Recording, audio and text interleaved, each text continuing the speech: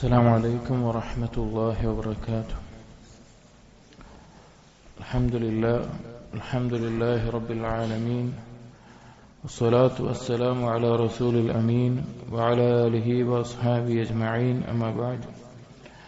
يا أيها الذين آمنوا اتقوا الله حق تقاته ولا تموتن إلا وأنتم مسلمون.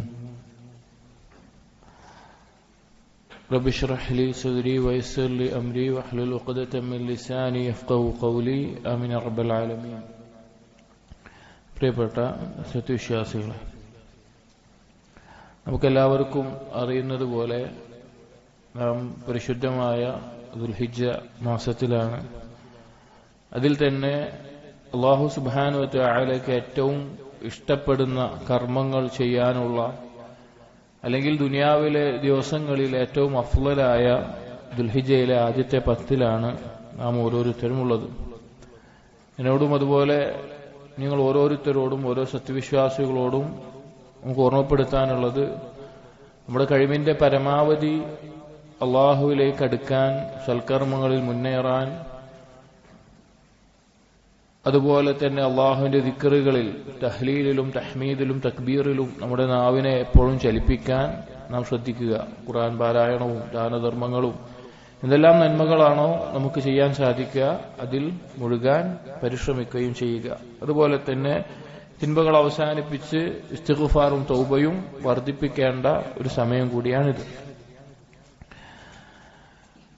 നമ്മുടെ സഹോദരങ്ങൾ പലരും, നമ്മുടെ മാതാപിതാക്കൾ, അല്ലെങ്കിൽ നമ്മുടെ കുടുംബക്കാർ, അങ്ങനെ നമ്മുടെ അയൽവാസികൾ, അങ്ങനെയുള്ള പല ആളുകളും നമുക്കറിയാവുന്നതുപോലെ ഹജ്ജിന്റെ കർമ്മങ്ങൾ നിർവഹിക്കാൻ വേണ്ടി പരിശുദ്ധമായ മക്കയിലേക്ക് എത്തിയിട്ടുള്ള സമയമാണ്. വൈകാതെ തന്നെ ഹജ്ജിന്റെ കർമ്മങ്ങൾ ആരംഭിക്കുകയും ചെയ്യും, കുറഞ്ഞ ദിവസങ്ങളിൽ. അപ്പോൾ ഹജ്ജ് നിർവഹിക്കാൻ വേണ്ടി ഉദ്ദേശിച്ച് അവിടെ എത്തിയിട്ടുള്ളവർക്കും, അതുപോലെ തന്നെ ഹജ്ജ് ചെയ്യാൻ ആഗ്രഹിക്കുന്ന നാം ഓരോരുത്തരും അറിയേണ്ട ഒരു കാര്യം, വളരെ ചുരുങ്ങിയ ഒരു കാര്യം, അതിനെക്കുറിച്ച് ഓർമ്മപ്പെടുത്താനാണ് ഈ സംസാരം കൊണ്ട് നമ്മൾ ഉദ്ദേശിക്കുന്നത്. നമ്മൾ സംസാരിക്കുന്ന വിഷയം അത്തൽബിയതു ബിത്തൗഹീദ്.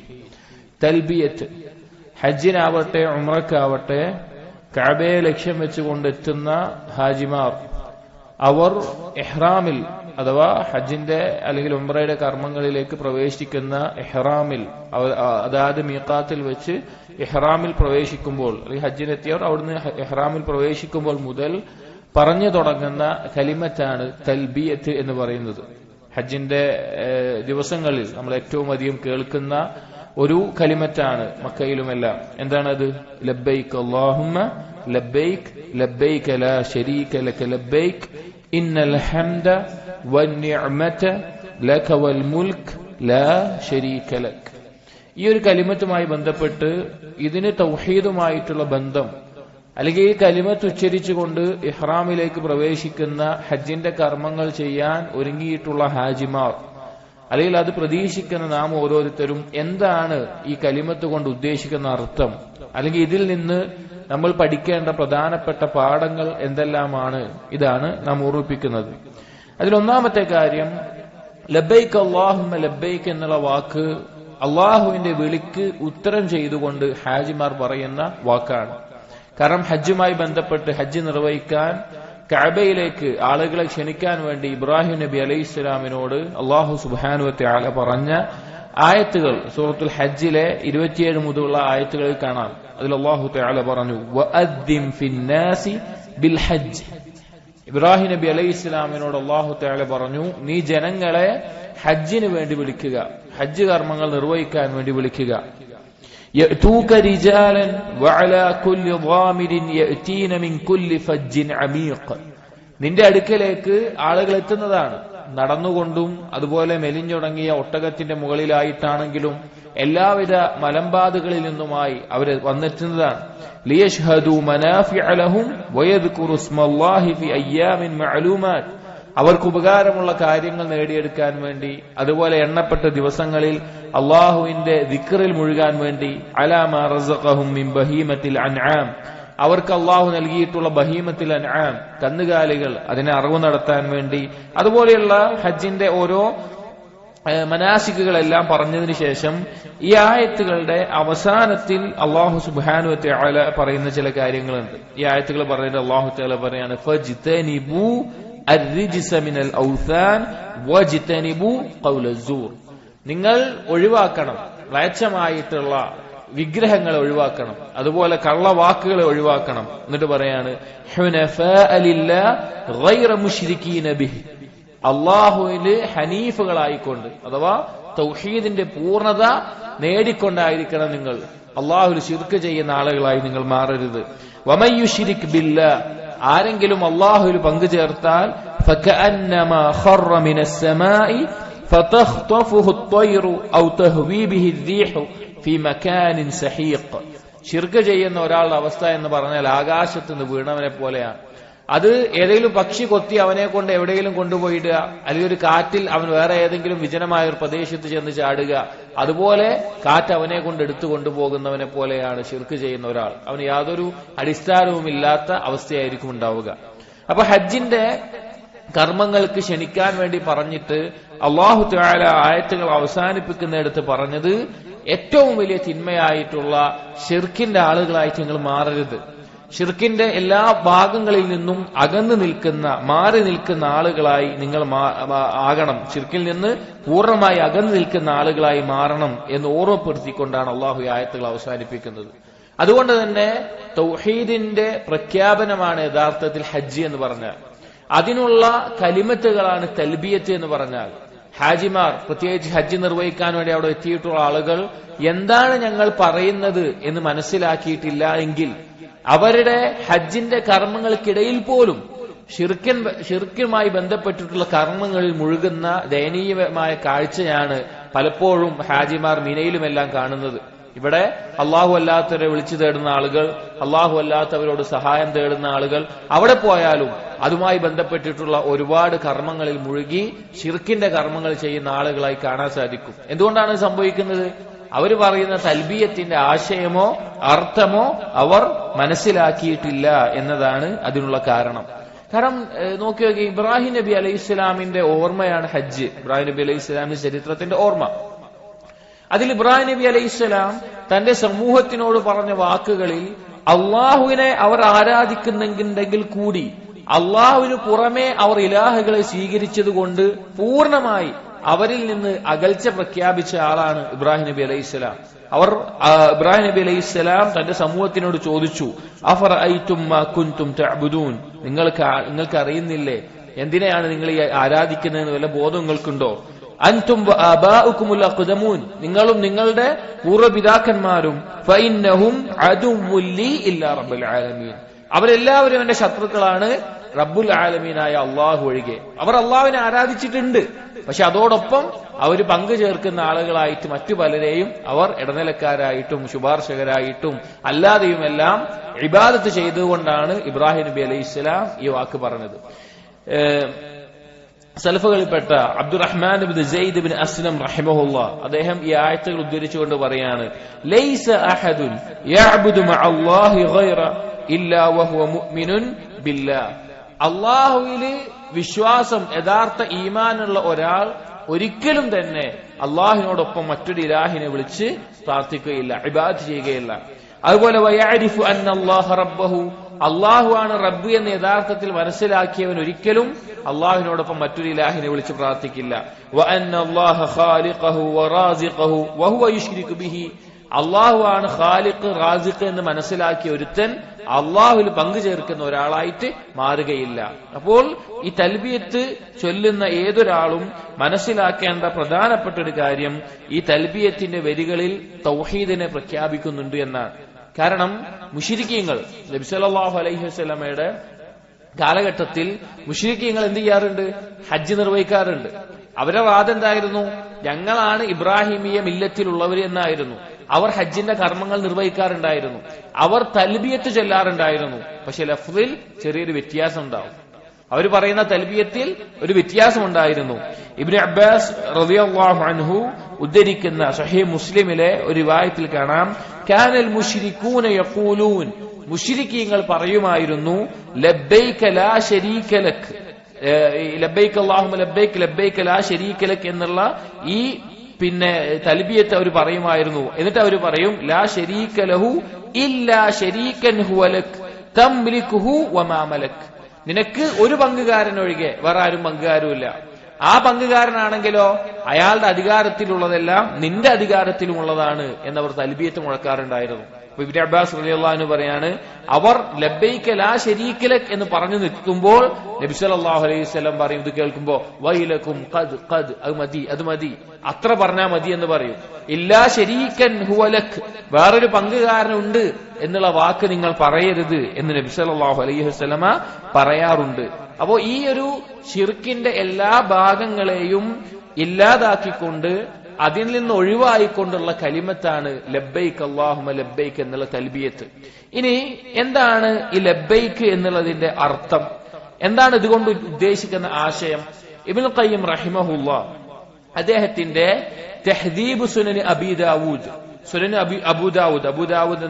അബൂദാവൂദ് റഹിമഹുള്ളയുടെ സുനൻ ഹദീസ് ക്രോഡീകരിച്ച ഗ്രന്ഥം ഇമാം അൽ മുന്ദിരി റഹിമഹുള്ള മുഖ്തസറാക്കി ചുരുക്കിയിട്ടുണ്ട്. മുഖ്തസർ സുനൻ അബീ ദാവൂദ് അതിനെ ഒന്നുകൂടിയും അതിന്റെ സഹീഹും വഈഫും എല്ലാം വേർതിരിച്ച് അതിന്റെ ഫിഖിയായ മസലകളിൽ കുറച്ച് വിശദീകരണങ്ങൾ കൊടുത്ത് ഹദീസുകളെല്ലാം ജംഅ് ചെയ്ത് ഇബ്നുൽ ഖയ്യിം റഹിമഹുള്ള രചിച്ച കിതാബാണ് തഹ്ദീബു സുനൻ അബീ ദാവൂദ് എന്ന് പറയുന്നത്. അതിൽ തൽബിയത്തിന്റെ ലഫ്ള് ലബ്ബൈക അല്ലാഹുമ്മ ലബ്ബൈക എന്നുള്ള ലഫ്ള് വിശദീകരിക്കുന്നിടത്ത് ഇബ്നുൽ ഖയ്യിം റഹിമഹുള്ള പറയുന്നുണ്ട്, ഫീ മഅന തൽബിയ 8 അഖ്വാൽ. തൽബിയത്തിന്റെ അർത്ഥം എന്നുള്ളതിൽ 8 അഭിപ്രായങ്ങൾ കാണാൻ സാധിക്കും. തൽബിയത്ത് എന്നുള്ള വാക്കിന്റെ അർത്ഥത്തിന് 8 അർത്ഥങ്ങൾ ലുഗവിയായിട്ടും നഹ്വിയായിട്ടും ഭാഷാപരമായിട്ടുമുള്ള അർത്ഥത്തിൽ കാണാൻ സാധിക്കും. അതിൽ ഒന്നാമത്തേത് ഇജാബത്തുൻ ലക ബഅദ ഇജാബത്തിൻ, ഉത്തരം ചെയ്തതിന് ശേഷം വീണ്ടും ഉത്തരം ചെയ്യുന്നത്. ലബ്ബൈക്ക് എന്നുള്ള പദം ഉദാഹരണത്തിന് മറ്റു ചില ഹദീസുകളിൽ തന്നെ കാണാം. നബി സല്ലല്ലാഹു അലൈഹി വസല്ലം യാ മുആദ്, മുആദിനെ വിളിക്കുമ്പോൾ യാ മുആദ് ലബ്ബൈക്ക് എന്ന് പറയും. എന്താ വെച്ചാല് ഞാനിതാ ഉത്തരം ചെയ്യുന്നു, വീണ്ടും വീണ്ടും വീണ്ടും ഉത്തരം ചെയ്യുന്നു എന്നുള്ള അർത്ഥമാണ്. ഒരു തവണയല്ല, വീണ്ടും വീണ്ടും ഉത്തരം ചെയ്യുന്നു. വലിഹാദൽ മഅന കററ തൽബിയതു ഇദാന ബിതക്രീരിൽ ഇജാബ, വീണ്ടും വീണ്ടും ഉത്തരം ചെയ്യുന്നു എന്നുള്ള അർത്ഥമാണ് ലബ്ബൈക്ക് എന്നുള്ള പദത്തിന്റെ അർത്ഥം എന്ന് ഒരു അർത്ഥത്തിൽ കാണാൻ സാധിക്കും. അതാണ് അല്ലാഹു സുബ്ഹാനഹു വ തആലയുടെ വിളിക്ക് ഉത്തരം ചെയ്തുകൊണ്ട് ഹാജിമാർ അവിടെ എത്തിയത് കൊണ്ടാണ് അവിടെ എത്തുമ്പോൾ ലബ്ബൈക്ക് അല്ലാഹുമ്മ ലബ്ബൈക്ക്, അല്ലാഹ് നിന്റെ വിളിക്കുക, ഞങ്ങൾ ഉത്തരം ചെയ്യുന്നു എന്ന് ആ വാക്കിന്റെ അർത്ഥം. രണ്ടാമത്തെ അർത്ഥമായി അസ്സാനി അന്നഹു ഇൻഖിയാദുൻ ലക ബഅദ ഇൻഖിയാദിൻ, രണ്ടാമത്തെ ഒരു അർത്ഥം അല്ലാഹുവേ നിനക്ക് കീഴൊതുങ്ങിക്കൊണ്ട് അനുസരിച്ചുകൊണ്ട് വീണ്ടും വീണ്ടും അനുസരിക്കുന്നു എന്നുള്ള അർത്ഥം ഇതിനുണ്ട്.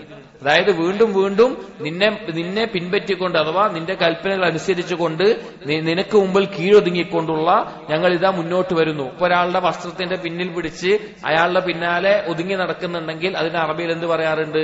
ഈ അർത്ഥത്തിൽ ലബ്ബ എന്നുള്ള അർത്ഥത്തിൽ ഉപയോഗിക്കാറുണ്ട്. പിന്നെ അങ്ങനെ പോകുന്നതിന്. അപ്പോ അനുസരിക്കുന്നു, ഇൻഖിയാദ് ബഅദ ഇൻഖിയാദ്, വീണ്ടും വീണ്ടും നിന്നെ പിൻപറ്റിക്കൊണ്ട് നിന്നെ അനുസരിച്ചുകൊണ്ട് ജീവിക്കുന്നു എന്നുള്ള അർത്ഥം. മൂന്നാമത്തെ ഒരർത്ഥം അസാലിസ് അന്നഹു മിൻ ലബ്ബ ബിൽ മക്കാൻ, ഏതെങ്കിലും ഒരു സ്ഥലത്ത് മുഖീമായി ഒരു സ്ഥലത്ത് നിന്നു, ഒരു സ്ഥലത്ത് സ്ഥിരമായി നിന്നു എന്നുള്ള അർത്ഥത്തിൽ ലബ്ബ എന്നുള്ള പദം ഉപയോഗിക്കാറുണ്ട്. ഇദാ ഖാമ ബിഹി വലസിമഹു, ഒരു സ്ഥലത്ത് നിൽക്കുക, സ്ഥിരമാവുക എന്നുള്ള അർത്ഥം. അതുകൊണ്ട് ഉദ്ദേശം എന്താണ്? അല്ലാഹു സുബ്ഹാനഹു വ തആല അന മുഖീമുൻ അലാ ത്വാഅതിക മുലാസിമുൻ ലഹാ, ഞാനിതാ നിന്റെ അനുസരണത്തിൽ എപ്പോഴും സ്ഥിരമായി തുടരുന്നു, ഞാൻ എപ്പോഴും നിന്റെ അനുസരണത്തിലാണ്, അതിൽ തുടർന്നുകൊണ്ടേ ഇരിക്കുന്നവനാണ് എന്നുള്ള അർത്ഥം മൂന്നാമതായിട്ട് ലബ്ബൈക എന്നുള്ളതിന്റെ അർത്ഥമാണ്. നാലാമത്തെ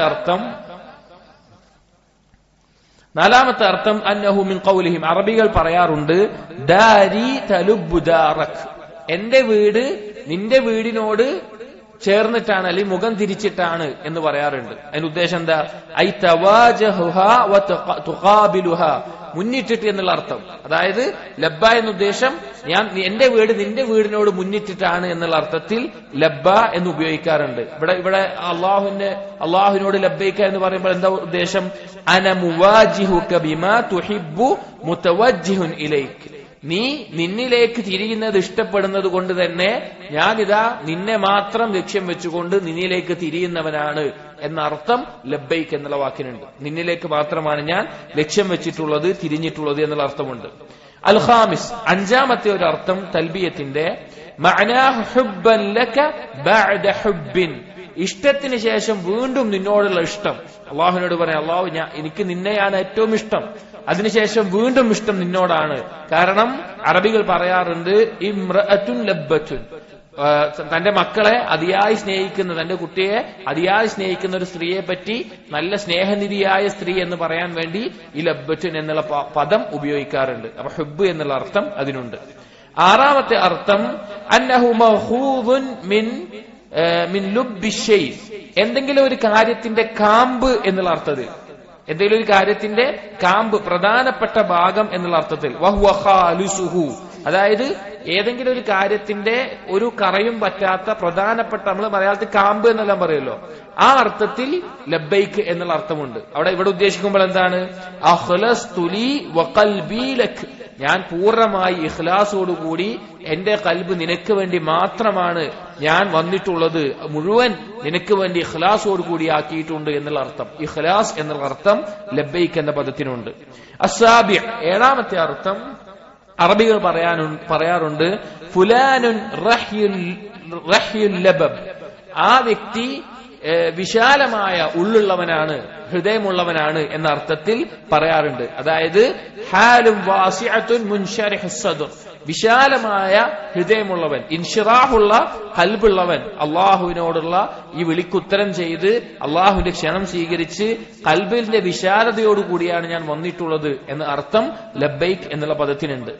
എട്ടാമത്തെ ഒരർത്ഥം അന്നഹു മിനൽ ഇൽബാബ്, ഇൽബാബിന്റെ അർത്ഥത്തിൽ വരുന്നതാണ് വഹുവൽ ഇഖ്തിറാബ്, അടുക്കുക എന്നുള്ളത്, അഥവാ അള്ളാഹുവിലേക്ക് അടുക്കുക എന്നുള്ളത്. ഐ ഇഖ്തിറാബൻ ഇലൈക ബഅദ ഇഖ്തിറാബിൻ, അള്ളാഹുവിലേക്ക് എത്രയാണോ അടുക്കാൻ പറ്റുന്നത് അതിനോട് വീണ്ടും വീണ്ടും ഞാൻ അടുക്കുന്നു എന്ന വാക്കും ലബ്ബൈക എന്നുള്ള പദത്തിന് ഉണ്ട്. അപ്പൊ ലബ്ബൈക എന്നുള്ള പദത്തിന് ഈ 8 അർത്ഥങ്ങൾ ഇബ്നുൽ ഖയ്യിം റഹിമഹുല്ലാ അദ്ദേഹത്തിന്റെ തഹ്ദീബ് സുനൻ അബീ ദാവൂദ് എന്ന കിതാബിൽ പറഞ്ഞത് കാണാം. അതിനുശേഷം ഈ ലബ്ബൈക് തൽബിയത്തിന്റെ ഫവായിദുകളും ഖവായിദുകളും, അഥവാ തൽബിയത്തിൽ അടങ്ങിയിട്ടുള്ള ചില അടിസ്ഥാന പാഠങ്ങളും അതിൽ നിന്നുള്ള ചില നേട്ടങ്ങളുമായിട്ട് 21ഓളം കാര്യങ്ങൾ ഇബ്നുൽ ഖയ്യിം റഹിമഹുല്ലാ എണ്ണി പറയുന്നുണ്ട്. 21ഓളം കാര്യങ്ങൾ തൽബിയത്തുമായി ബന്ധപ്പെട്ടിട്ടുള്ള ഖായിദകളും ഫവായിദുകളുമായിട്ട് എണ്ണി പറയുന്നുണ്ട്. ഈ 21 കാര്യങ്ങളെ ചിലത് 8 ഈ അർത്ഥങ്ങൾ തന്നെ പറയുന്നുണ്ട്.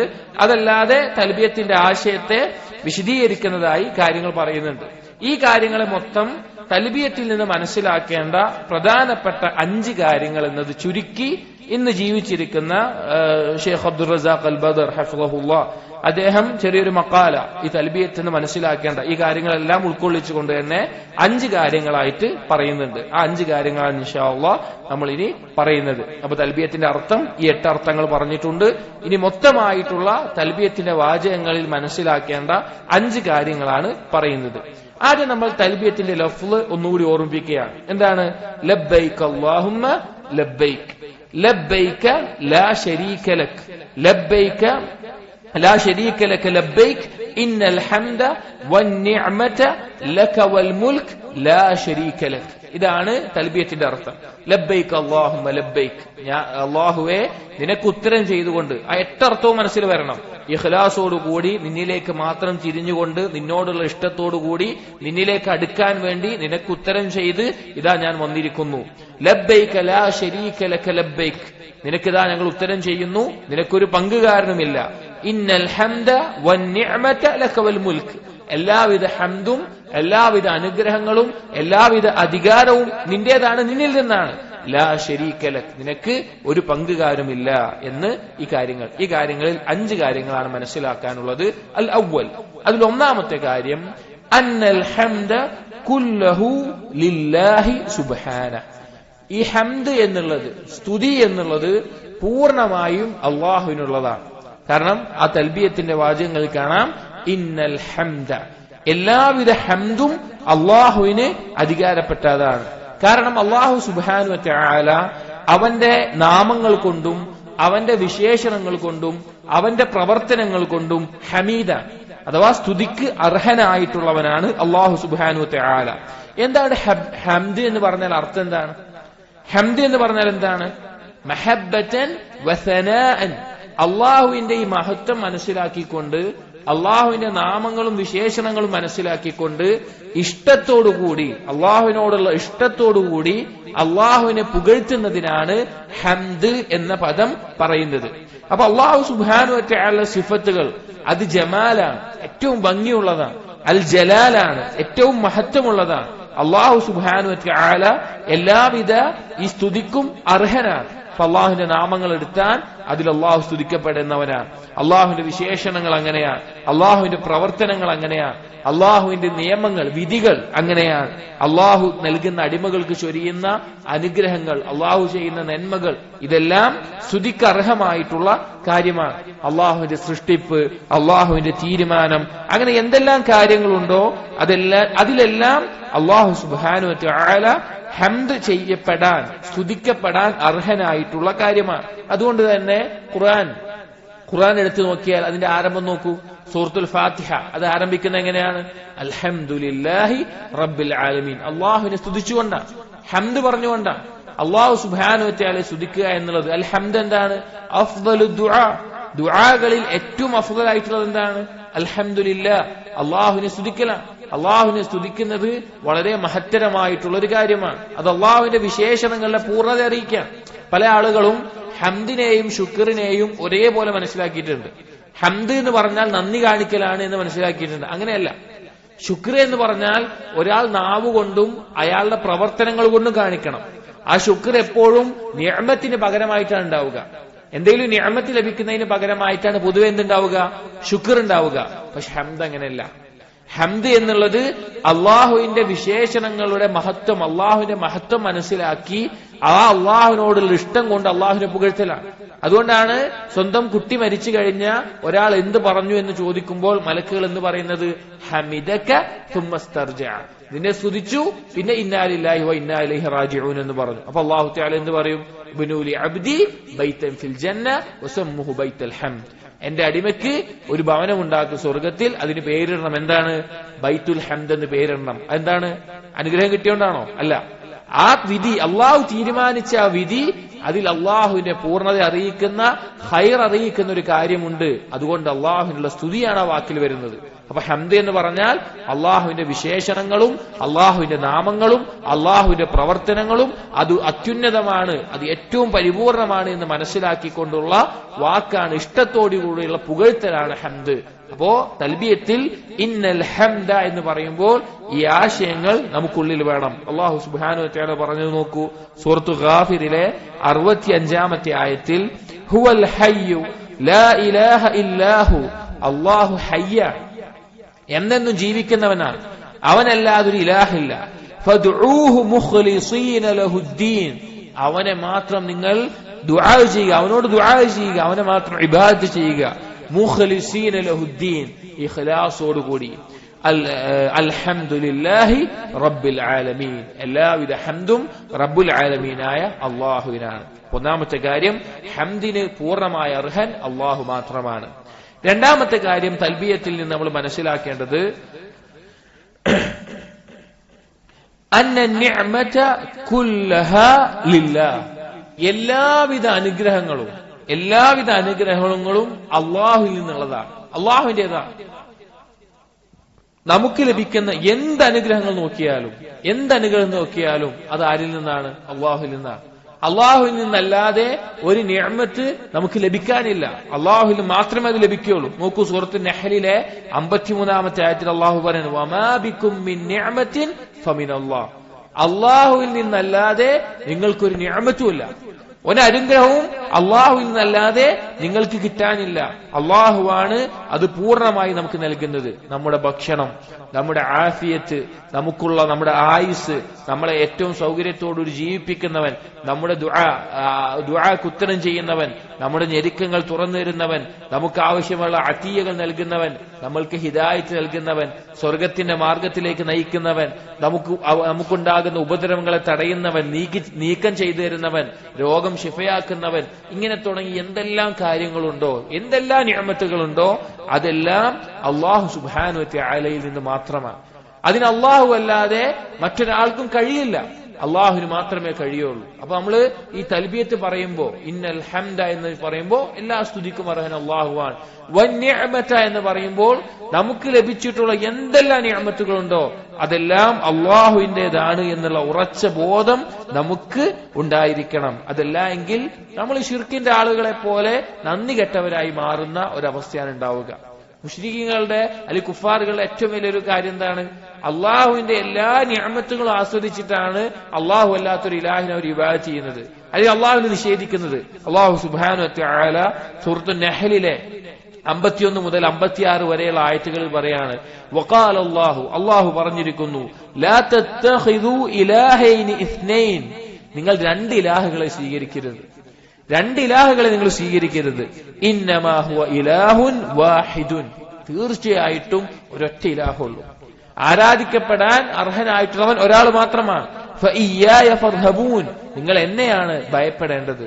അള്ളാഹു പറയുകയാണ്, എന്നിട്ട് പറയാണ്, വലഹു മാ ഫിസ് സമാവാതി വൽ അർദ്, അവന്റേതാണ് ആകാശത്തിലുള്ളതും ഭൂമിയിലുള്ളതും. വലഹുദ്ദീനു വാസിബൻ അഫഗൈറല്ലാഹി തത്തഖൂൻ, ഈ ദീന് പൂർണ്ണമായി നിർവഹിക്കപ്പെടേണ്ടത് അവന് വേണ്ടിയിട്ടാണ്. എന്നിട്ട് നിങ്ങൾ അള്ളാഹു അല്ലാത്തവരോടാണോ നിങ്ങളുടെ ഈ ആരാധനയും ഈ ഭക്തിയും എല്ലാം കാണിക്കുന്നത്? വമാ ബികും മിൻ നിഅമത്തിൻ ഫമിനല്ലാഹ്, വമാ ബികും മിൻ നിഅമത്തിൻ ഫമിനല്ലാഹ്. നിങ്ങൾ ആലോചിച്ച് നോക്കണം, ഏതൊരു തിന്മ ചെയ്യുന്ന ആളോടും അള്ളാഹുവിനെ നിഷേധിക്കുന്ന ആളോടും എല്ലാവരോടും പറയാനുള്ള ഒരു വാക്കാണ്, അള്ളാഹുവിനെ കൊണ്ടല്ലാതെ ഒരു നിഅമത്ത് നിങ്ങൾക്കില്ല. ശിർക്ക് ചെയ്യുന്ന ആളോട് നിങ്ങൾക്ക് ലഭിക്കുന്ന എല്ലാ അനുഗ്രഹവും അള്ളാഹുവിൽ നിന്നാണ്. കുഫ്ർ ചെയ്യുന്ന ആളോട്, അള്ളാഹുവിനെ ധിക്കരിച്ച് മഅസിയത്തിൽ ജീവിക്കുന്ന ഒരാളോട്, നീ തിന്മ ചെയ്യുന്നത് അള്ളാഹു നൽകിയ നിഅമത്ത് കൊണ്ടാണ്. നീ ഒരു ഹറാമ് കാണുന്നുണ്ടെങ്കിൽ അത് അള്ളാഹ് നൽകിയ കണ്ണുകൊണ്ടാണ്. ഒരു ഹറാമ് കേൾക്കുന്നുണ്ടെങ്കിൽ അത് അള്ളാഹ് തന്ന കാതുകൊണ്ടാണ്. ഒരു ഹറാമ് ഭക്ഷിക്കുന്നുണ്ടെങ്കിൽ കുടിക്കുന്നുണ്ടെങ്കിൽ അത് അള്ളാഹ് തന്ന കഴിവ് കൊണ്ടാണ് നിനക്കത് കുടിക്കാൻ സാധിക്കുന്നത്. അപ്പോ അള്ളാഹുവിന്റെ നിഅമത്തുകളല്ലാതെ അതിന് പുറത്ത് നമുക്കൊന്നും കിട്ടാനില്ല. വമാ ബികും മിൻ നിഅമത്തിൻ ഫമിനല്ലാഹ്. എന്നിട്ട് പറയാണ് അല്ലാഹു തആല, സുമ്മ ഇദാ മസ്സകുമുദ്ദുർ ഫഇലൈഹി തജ്അറൂൻ, ഇനി അത് അവർക്ക് എന്തെങ്കിലും ദോഷം ബാധിച്ചാലോ, നിഅമത്ത് നഷ്ടപ്പെടുന്ന എന്തെങ്കിലും ദോഷം അവർക്ക് ബാധിച്ചാൽ അവർ അള്ളാഹുവിലേക്ക് മടങ്ങുന്നു, പേടിച്ചോടുന്നു. സുമ്മ ഇദാ കശഫ ദുർറ അൻകും, അങ്ങനെ അള്ളാഹു അവരിൽ നിന്ന് ആ ദോഷം ഉപദ്രവം നീക്കിക്കൊടുത്താലോ, ഇദാ ഫരീഖും മിൻകും ബിറബ്ബിഹിം യുശ്രികൂൻ, നിങ്ങളുടെ ആ കൂട്ടത്തിൽ ഒരു കൂട്ടം ആളുകൾ അതാ അള്ളാഹുവിൽ പങ്കു ചേർക്കുന്നു. മനുഷ്യന്റെ പൊതു സ്വഭാവമാണ്, മനുഷ്യന്റെ പൊതു സ്വഭാവമാണ്. മനുഷ്യന് ഒരു രക്ഷയുമില്ല, ഇനി ഒരു വഴിയില്ല എന്ന് കാണുമ്പോ അള്ളാഹ് എന്ന് മാത്രം വിളിച്ചുകൊണ്ട് അള്ളാഹുവിലേക്ക് മടങ്ങും. പിന്നെയും ആഫിയത്തും സൗഖ്യമൊക്കെ കിട്ടിക്കഴിഞ്ഞാലോ ചില ആളുകൾ അള്ളാഹുവിന് പങ്കു ചേർത്ത് നന്ദി കെട്ടവരായി മാറുന്ന അവസ്ഥയാണ് ഉണ്ടാവുക. ലിയക്ഫുറൂ ബിമാ അതൈനാഹും ഫതമത്തഉ ഫസൗഫ തഅലമൂൻ, അള്ളാഹുവിന്റെ ഗൗരവമുള്ള വാക്കാണ്. അവർക്ക് അള്ളാഹു നൽകിയതിനോട് നന്ദികേട് കാണിക്കുകയാണ്. അവരാസ്വദിക്കട്ടെ, നിങ്ങൾ ആസ്വദിച്ചോളി, നിങ്ങൾ വൈകാതെ തന്നെ നിങ്ങൾ അറിയാൻ പോകുന്നുണ്ട് എന്ന് അള്ളാഹു തആല പറയുകയാണ്. അപ്പൊ തൽബിയത്ത് പഠിക്കുമ്പോൾ, തൽബിയത്ത് ചൊല്ലുമ്പോൾ ഇന്നൽ ഹംദ എന്ന് കഴിഞ്ഞ് വൻ നിഅമത എന്നുള്ള വാക്ക് പറയുമ്പോൾ നമ്മുടെ മനസ്സിലുണ്ടാകണം, ഏതൊരു നിഅമത്തും എത്ര ചെറുതാവട്ടെ എത്ര വലുതാവട്ടെ, എത്ര ചെറുതോ വലുതാവട്ടെ, നമുക്ക് യഥാർത്ഥത്തില് ഈ നിഅമത്തുകളെ വില മനസ്സിലാവപ്പോഴറിയോ, നിസ്സാരമായൊരു കാര്യമായിരിക്കും. ഉദാഹരണത്തിന് നമ്മൾ വളരെ എളുപ്പത്തിൽ ചെയ്യുന്ന ഒരു കാര്യമായിരിക്കും, നമ്മളെന്താ ഒന്ന് തുപ്പുന്നത്, ഉമിനീര് ഒന്ന് തുപ്പുന്നത് നമുക്ക് എന്താ നിസ്സാരമായിട്ടൊരു കാര്യമാണ്. എന്നാൽ ആ ഉമിനീര് വായിലില്ലാതെ വായ വറ്റിപ്പോയി സംസാരിക്കാനും ഭക്ഷണം കഴിക്കാനും സാധിക്കാതെ അങ്ങനെ രോഗമുണ്ട്, അങ്ങനെ ജീവിക്കുന്ന ആളുകളുണ്ട്. എന്തൊരു ബുദ്ധിമുട്ടാവുന്നറിയോ, സംസാരിക്കാൻ പറ്റില്ല, ഒരു ഭക്ഷണം ഇറക്കാൻ സാധിക്കില്ല. അല്ലെങ്കിൽ പോട്ടെ നമ്മളൊന്ന് മലമൂത്ര വിസർജനം ചെയ്യുന്നത്, നമുക്ക് മൂത്രിക്കാൻ മുട്ടുമ്പോൾ മൂത്രിക്കാൻ സാധിക്കും, എന്നാൽ അതിന് കഴിയാതെ വന്നിട്ട് ബുദ്ധിമുട്ടുന്ന ആളുകളുണ്ട്. അപ്പോൾ നിസ്സാരമായൊരു കാര്യമായിക്കോട്ടെ, നിസ്സാരമായിട്ടൊരു കാര്യം അത് നഷ്ടപ്പെടുമ്പോഴാണ് എത്രത്തോളമാണ് അള്ളാഹുവിന്റെ നിഅമത്ത് നമുക്കുള്ളത് എന്ന് നമുക്ക് മനസ്സിലാക്കുക. ഇതാണ് രണ്ടാമത്തെ തൽബിയത്തിൽ നിന്ന് മനസ്സിലാക്കേണ്ട പ്രധാനപ്പെട്ട കാര്യം. മൂന്നാമത്തെ കാര്യം തൽബിയത്തിൽ ഉൾക്കൊണ്ടിട്ടുള്ളത് അന്നൽ മുൽക കുല്ലഹു ലില്ലാഹ്, എല്ലാവിധ അധികാരവും അള്ളാഹുവിന്റേതാണ്, എല്ലാവിധ അധികാരവും അള്ളാഹുവിന്റേതാണ്.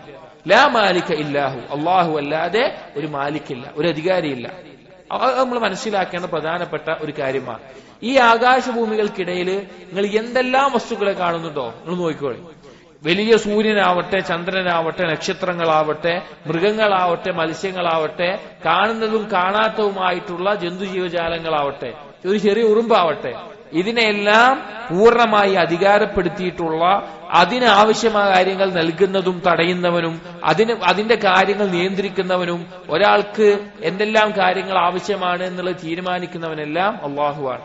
ഈ മുൽക്ക് എന്നുള്ള പദം മനസ്സിലാക്കുമ്പോൾ മനസ്സിലാക്കണം, അതുകൊണ്ട് ഉദ്ദേശിക്കുന്നത് എന്താ അറിയോ? കമാലു ഖുവ്വതിഹി വ ഇസ്സതിഹി വ ഖുദ്റതിഹി. ഒരാളുടെ ശക്തിയുടെ പൂർണ്ണത, ഒരാളുടെ കഴിവിന്റെ പൂർണ്ണത, ഒരാളുടെ പ്രതാപത്തിന്റെ പൂർണ്ണത. ഈ പൂർണ്ണതയാണ് മലിക് എന്നുള്ള നാമത്തിൽ ഉദ്ദേശിക്കുന്നത്. അതുകൊണ്ട് തന്നെ അള്ളാഹുവിന്റെ മശിയത്തില്ലാതെ, അള്ളാഹു ഉദ്ദേശിക്കാതെ ഒരു കാര്യം നടക്കില്ല. ഒരു ചെറിയ ഒരു വസ്തു, ഈ ഭൂമിയിലുള്ള ഒരു ചെറിയ അണുമണി തൂക്കം മാത്രം വലുപ്പമുള്ള ഒരു മണൽ തരി, അതിന്റെ ഒരു സ്ഥാനത്ത് നിന്ന് മറ്റൊരു സ്ഥാനത്തേക്ക് ഒരാൾ കാല് തട്ടി പോകണമെങ്കിലോ അല്ലെങ്കിൽ കാറ്റടിച്ച് നീങ്ങണമെങ്കിലോ, ഒരു ചെറിയ ഇല, ഒരു മരത്തിന്റെ ചെറിയ ഇല എടുത്ത് വിചാരിച്ചോളി, അത് ആ മരത്തിൽ നിന്ന് എവിടെ വീഴണം, അല്ലെങ്കിൽ അത് അവിടെ നിന്ന് എങ്ങോട്ട് മാറണം, ഇങ്ങനെ എല്ലാ കാര്യങ്ങളും അള്ളാഹുവിന്റെ മശിയത്തില്ലാതെ നടക്കില്ല. മാഷാ അല്ലാഹു കാന വമാ ലം യശ ലം യകുൻ. അള്ളാഹു ഉദ്ദേശിച്ച എന്താണോ അത് നടക്കും. അള്ളാഹു ഉദ്ദേശിക്കാത്ത എന്താണോ അത് ആകാശഭൂമികൾക്കകത്തുള്ള എല്ലാവരും ശ്രമിച്ചാൽ പോലും നടക്കില്ല. കാരണം മാലിക് അള്ളാഹുവാണ്. മാലിക് അള്ളാഹുവാണ്, യഥാർത്ഥ അധികാരി അള്ളാഹുവാണ്. അള്ളാഹുവിന്റെ മശിയത്ത് അത് അവസാനിക്കാൻ പോകുന്നില്ല. അള്ളാഹുവിന്റെ ഖുദ്റത്ത്, കഴിവ്, അതെല്ലാതും ഉൾക്കൊള്ളുന്നതാണ്. അള്ളാഹുവിന്റെ ഹിക്മത്ത്, യുക്തി, അത് അങ്ങേയറ്റം വിശാലമാണ്.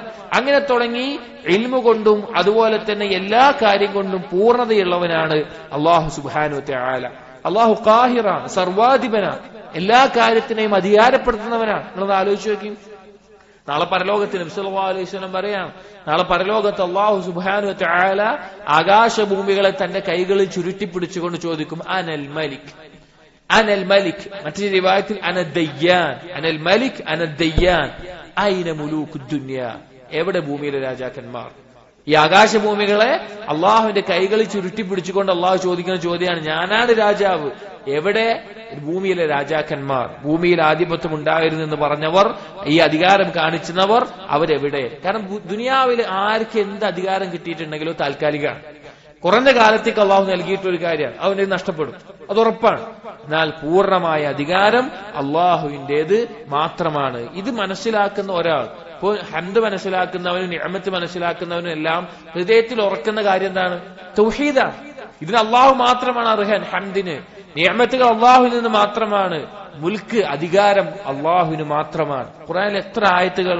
സൂറത്ത് സുമറിൽ അള്ളാഹു തആല പറയാണ്, ദാലികുമുല്ലാഹു റബ്ബുക്കും, അവനാണ് നിങ്ങളുടെ റബ്ബ്, ലഹുൽ മുൽക്ക് ലാ ഇലാഹ ഇല്ലാഹു, അവനാണ് എല്ലാവിധ അധികാരവുമുള്ളത്, ആധിപത്യവുമുള്ളത്, അവനല്ലാതെ ഒരു ഇലാഹില്ല.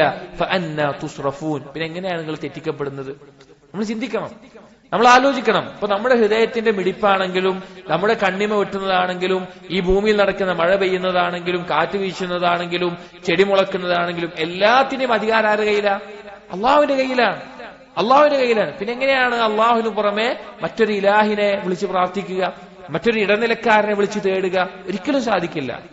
തൗഹീദ്, ഈ തൽബിയത്തിന്റെ അർത്ഥം മനസ്സിലായവന് അത് സാധിക്കില്ല. സൂറത്തുൽ മുഅ്മിനൂനിലെ 11-ാമത്തെ ആയത്തിൽ അള്ളാഹു പറയാണ്, ഫതആലല്ലാഹുൽ മലിക്കുൽ ഹഖ്, അള്ളാഹു അത്യുന്നതനായിട്ടുള്ള അള്ളാഹുവാണ് യഥാർത്ഥ മലിക്, ഹഖായിട്ടുള്ള മലിക്. ലാ ഇലാഹ ഇല്ലാഹു റബ്ബുൽ അർശിൽ കരീം, അവനല്ലാതെ ഒരു ഇലാഹില്ല, അവൻ മഹത്തായ അർശിന്റെ റബ്ബാണ്. മറ്റൊരായത്തിൽ അല്ലാഹു തആല സൂറത്തുൽ മാഇദയിലെ 76-ാമത്തെ ആയത്തിൽ അല്ലാഹു പറഞ്ഞു, ഖുൽ അതഅബുദൂന മിൻ ദൂനില്ലാഹ്, നിങ്ങൾ അല്ലാഹുവിന് പുറമെ ആരാധിക്കുകയാണോ? മാ ലാ യംലികു ലക്കും ദർറൻ വലാ നഫ്അ, നിങ്ങൾക്ക് യാതൊരു ഉപകാരവും ചെയ്യാത്ത, യാതൊരു ഉപദ്രവവും ചെയ്യാത്ത ആളുകളെ നിങ്ങൾ അള്ളാഹുവിന് പുറമെ വിളിച്ച് ഇബാദത്ത് ചെയ്യുകയാണോ? വല്ലാഹു ഹുവസ് സമീഉൽ അലീം, അള്ളാഹു ആകട്ടെ എല്ലാം കേൾക്കുന്നവനും എല്ലാം അറിയുന്നവനുമാണ്. സഹോദരന്മാരെ, ഏറ്റവും ദൗർഭാഗ്യമായിട്ടൊരു കാര്യം എന്ന് പറഞ്ഞു കഴിഞ്ഞാല്, ഹജ്ജിന് വരുന്ന ആളുകൾ, ഹജ്ജ് നിർവഹിക്കാൻ വരുന്ന ആളുകൾ, പ്രത്യേകിച്ച് നമ്മുടെ നാടുകളിൽ, കേരളത്തിൽ പോകുന്ന ആളുകൾ പോലും, നമുക്കറിയാം നമ്മുടെ നാടുകളിൽ പല ആളുകളും ശിർക്കൻ വിശ്വാസം വെച്ച് പുലർത്തുന്ന ആളുകളുണ്ട്.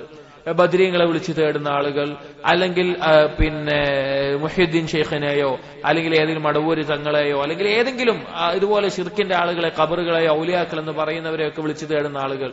ഈ ആളുകൾ ഹജ്ജിന് പോയി തൽബിയത്ത് മുഴക്കുന്ന, ഈ വാക്ക് പൂർണ്ണമായും എല്ലാവിധ ഹംദും അധികാരവും എല്ലാം അള്ളാഹുവിനാണെന്ന് ലാ ഇലാഹ ഇല്ലല്ലാഹയുടെ ആശയത്തിനോട് യോജിച്ചു നിൽക്കുന്ന തൽബിയത്ത് പറഞ്ഞുകൊണ്ട് മിനയിലും മറ്റും ഇരിക്കുന്ന ആ ദിവസങ്ങളിൽ അവരവിടെ ബദ്ർ മൗലീദിന് സമയം കണ്ടെത്തും. അല്ലെങ്കിൽ അതുപോലെയുള്ള ഷിർക്കൻ വരികളുള്ള ബൈറ്റുകൾ പറയാൻ, അല്ലെങ്കിൽ ഷിർക്കിന്റെ ഇസ്തിഗാസ എന്ന പേരിൽ, ഔലിയാക്കളോടുള്ള സ്നേഹം എന്ന പേരിൽ ഷിർക്കിന്റെ സംസാരങ്ങൾ ആളുകളെ പഠിപ്പിക്കാൻ അതിന്റെ ആളുകൾ സമയം ചെലവഴിക്കുന്നത് കാണാൻ സാധിക്കും. അല്ലെങ്കിൽ ഷിയാക്കൾ, റാഫിദികൾ അവർ പച്ചയായി അള്ളാഹു അല്ലാത്ത ഹുസൈൻ എന്ന് വിളിച്ചുകൊണ്ടും അതല്ലാതെ മറ്റു പലരെ വിളിച്ചുകൊണ്ടും പറയുന്ന വാക്കുകളും അതുപോലുള്ള കാര്യങ്ങളും ഉണ്ടാവും. അവർക്ക് തൽബിയത്ത് എന്താണോ മനസ്സിലായിട്ടില്ല, തൽബിയത്തിന്റെ ആശയം എന്താണോ മനസ്സിലായിട്ടില്ല. അവരാരെ വിളിച്ചു തേടിയാലും ആരെ വിളിച്ചു പ്രാർത്ഥിച്ചാലും അവർക്ക് എന്തെങ്കിലും ഇതുപോലെ ഒരു അധികാരപ്പെടുത്താൻ സാധിക്കുമോ? ഇല്ല. ഒരു അണുമണി തൂക്ക് അധികാരപ്പെടുത്തുമോ? ഇല്ല. അല്ലാഹു തആല പറഞ്ഞു നോക്കൂ സൂറത്തു സബയിൽ, ഖുൽ ഉദ്ഉൽ ലദീന സഅംതും മിൻ ദൂനില്ലാഹി ലാ യംലികൂന മിസ്ഖാല ദർറത്തിൻ ഫിസ് സമാവാതി വലാ ഫിൽ അർദ്. അള്ളാഹുവിന് പുറമെ നിങ്ങൾ വിളിച്ചു തേടുന്നവർ ഈ ആകാശഭൂമികളിൽ ഒരു അണുമണി തൂക്കം അധികാരപ്പെടുത്തുന്നില്ല. അവർക്ക് മുൽക്കില്ല, അധികാരമില്ല. പിന്നെ നമ്മുടെ എന്താവശ്യമാണ് അവരോട് പറഞ്ഞിട്ട് കാര്യമുള്ളത്? അവർക്ക് എങ്ങനെയാണ് ഉത്തരം ചെയ്യാൻ സാധിക്കില്ല. തൽബിയത്തിന്റെ അർത്ഥം മനസ്സിലാക്കാതെ ഹജ്ജിന് പോയിട്ട് ആ പുണ്യമായ തൗഹീദിന്റെ നാട്ടിൽ പോയി തൗഹീദിന് വേണ്ടി സ്ഥാപിക്കപ്പെട്ട ഭവനത്തിന്റെ അടുക്കൽ പോയി ഇതുപോലെയുള്ള പ്രവർത്തനങ്ങൾ ചെയ്യുന്നവർ മിസ്കീനുകളാണ്, ദൗർഭാഗ്യവന്മാരാണ്. അവർ യഥാർത്ഥ തൗഹീദ് മനസ്സിലാക്കാനും അറിയാനും തൽബിയത്തിന്റെ ആശയം മനസ്സിലാക്കാനും ഉപയോഗിക്കണം. നാലാമത്തെ ഒരു കാര്യം തൽബിയത്തുമായി ബന്ധപ്പെട്ട് മനസ്സിലാക്കേണ്ടത്, ഇവിടെ ഭാഷാപരമായിട്ടുള്ള പ്രയോഗം കൊണ്ടും അതുപോലെ അള്ളാഹുവിന്റെ വിശേഷണങ്ങൾ കൊണ്ടുമുള്ള ഒരു ഫായിദയാണ്. ഇവിടെ 3 കാര്യങ്ങൾ പറഞ്ഞല്ലോ. ഒന്നെന്താണ്? ഹംദ് പറഞ്ഞു, രണ്ടാമത്തേത് നിഅമത്ത് പറഞ്ഞു, മൂന്നാമത്തേത് മുൽക്ക് എന്ന് പറഞ്ഞു. ഇവിടെ ഭാഷാപരമായിട്ട് ഒരുപാട് പ്രത്യേകതകൾ ഈ തൽബിയത്തിന്റെ ലഫ്ളുകളിൽ ഇബ്നുൽ ഖയ്യിം റഹിമഹുല്ലാഹ് വിശദീകരിച്ച് പറയുന്നുണ്ട്. ഇവിടെ അന്ന എന്നുള്ളിടത്ത് ഇന്നാന്ന് ഉപയോഗിക്കുമ്പോൾ അർത്ഥവ്യത്യാസം, അതുപോലെ ഒരു കാര്യം പ്രത്യേകമായി വേറിട്ട് അത്ഫ് ചെയ്തിട്ട് ഇന്നൽ ഹംദ വൻ നിഅമത വാവിട്ട് പറഞ്ഞതിന്റെ ഉപയോഗം, അങ്ങനെ ചില ഭാഷാപരമായ പ്രത്യേകതകൾ അതിനുണ്ട്. നമ്മൾ പറയുന്നില്ല, അത് ഭാഷ പഠിക്കുന്നവർക്കാണ് മനസ്സിലാക്കാൻ സാധിക്കുക. അങ്ങനെ ചില പ്രത്യേകതകളുണ്ട്. അതിൽ ഈ സിഫത്തുകളായി ബന്ധപ്പെട്ട ഒരു പ്രത്യേകത, ഇവിടെ അല്ലാഹു സുബ്ഹാനഹു വ തആലയുടെ ഈ ഹംദ്, നിഅമത്ത്, മുൽക്ക് ഇതുപോലെയുള്ള വിശേഷണങ്ങളെ പ്രത്യേകം എടുത്തു പറഞ്ഞിട്ടുണ്ട്. അതുപോലെ ഒരുമിച്ചാണ് ഈ കാര്യങ്ങൾ സൂചിപ്പിച്ചിട്ടുള്ളതും. അതായത് അതുകൊണ്ടുള്ള ഉദ്ദേശം ഇബ്നുൽ ഖയ്യിം റഹിമഹുല്ലാഹ് പറയുകയാണ്, ഈ ഓരോന്നും ഇപ്പൊ അള്ളാഹുവിന്റെ ഹംദ് എന്നുള്ളത് അത് കമാൽ, പൂർണ്ണമായ കമാലിയത്തുള്ളതാണ്. അതുപോലെ നിഅമത്ത് അതും കമാലാണ്. അതുപോലെ മുൽക്ക് അതും പൂർണ്ണതയുള്ളതാണ്. ഇത് മൂന്നും ഒറ്റയ്ക്കൊറ്റയ്ക്ക് തന്നെ പൂർണ്ണതയുള്ള കാര്യങ്ങളാണ്.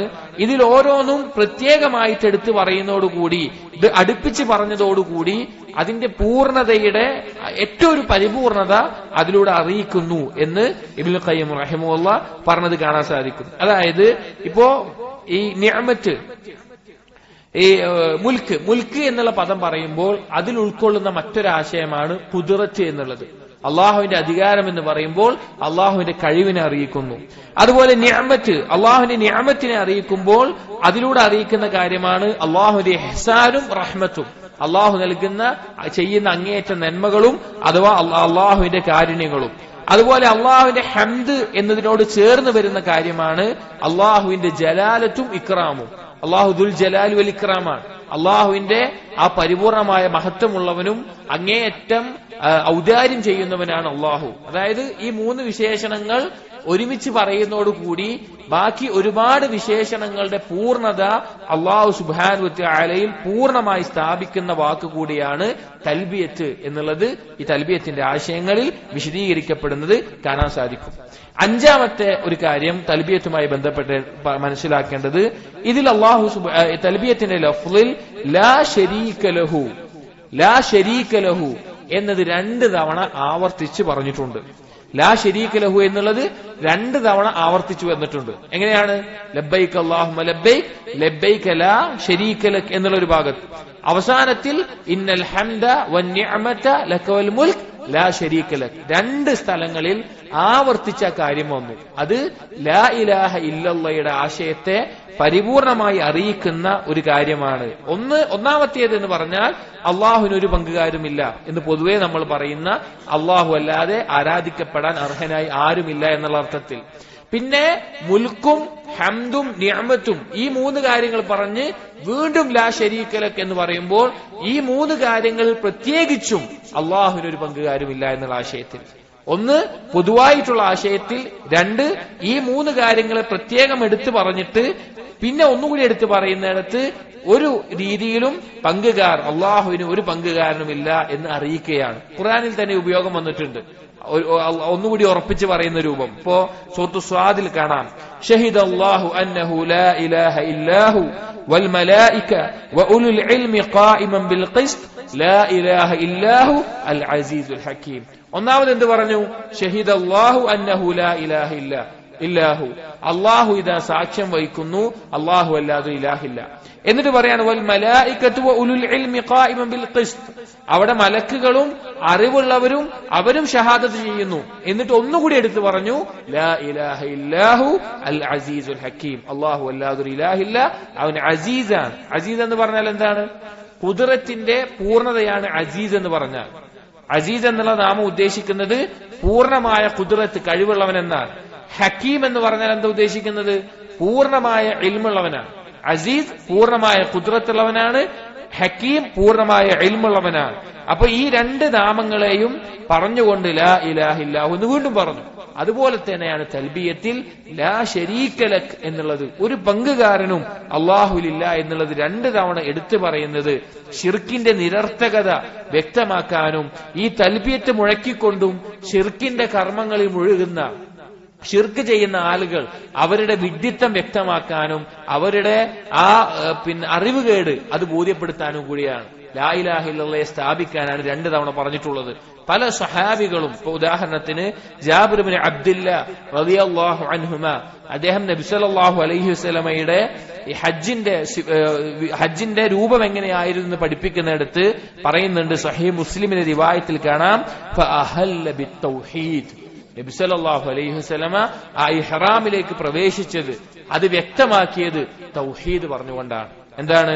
ലബ്ബൈക് അല്ലാഹുമ്മ ലബ്ബൈക് ലബ്ബൈക് ലാ ശരീക ലക ലബ്ബൈക് ഇന്നൽ ഹംദ വന്നിഅമത ലക വൽ മുൽക് ലാ ശരീക ലക്. ഈ കലിമത്തിനെ പറ്റി ജാബിർ ഇബ്നു അബ്ദുല്ലാഹ് റളിയല്ലാഹു അൻഹു പറയാണ് ഫഅഹല്ല ബിത്തൗഹീദ്, നബി സല്ലല്ലാഹു അലൈഹി വസല്ലമ ആരംഭിച്ചത് തന്നെ തൗഹീദ് കൊണ്ടാണ്.